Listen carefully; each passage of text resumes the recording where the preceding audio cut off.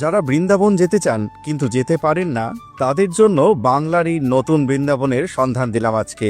একটু শান্তি, একটু ভক্তি আর অনেকটা ভালো লাগা জড়িয়ে আছে বাংলার এই নতুন বৃন্দাবনের সঙ্গে। জানতে চান কোথায় গড়ে উঠেছে বাংলার এই নতুন বৃন্দাবন? চলুন বন্ধুরা, আজকে আপনাদের সেই নতুন বৃন্দাবনেরই খোঁজ দেব।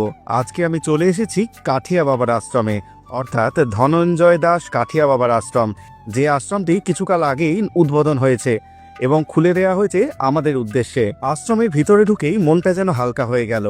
আশ্রমটা বিশাল, চারদিকে সুন্দর করে সাজানো মন্দির আর মূর্তি দিয়ে। হাঁটতে হাঁটতে মনে হচ্ছিল এ শুধু মন্দির নয়, এক গল্পের জগৎ। এই মন্দিরে এসে আমার সবচেয়ে ভালো লেগেছে কৃষ্ণের বাল্যলীলার অংশটা। গোপাল অর্থাৎ কৃষ্ণের ছোটবেলার গল্প একাধিক মূর্তির মাধ্যমে নানা লীলা এখানে ফুটিয়ে তোলা হয়েছে, যেন মনে হয় কৃষ্ণলীলা আপনি চোখের সামনে ঘটতে দেখছেন।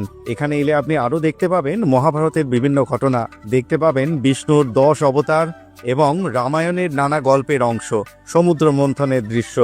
দাঁড়িয়ে দাঁড়িয়ে সেগুলো দেখতে দেখতে কখন যে সময় পার হয়ে যাবে আপনি টের পাবেন না। এর পাশাপাশি আছে গণেশ, মহাদেব, মা দুর্গা এবং গুরু পরম্পরার বিভিন্ন গুরুদের বিশাল বড় বড় মূর্তি।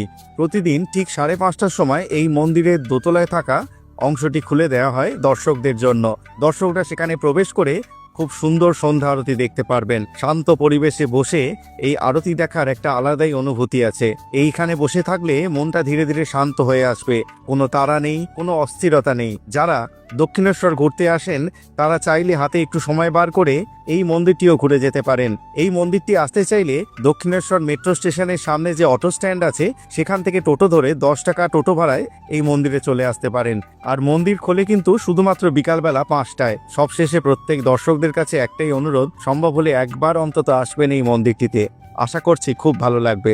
আর মন্দির সংক্রান্ত আরো কিছু তথ্য জানতে চাইলে আমাকে কমেন্ট করবেন। ধন্যবাদ।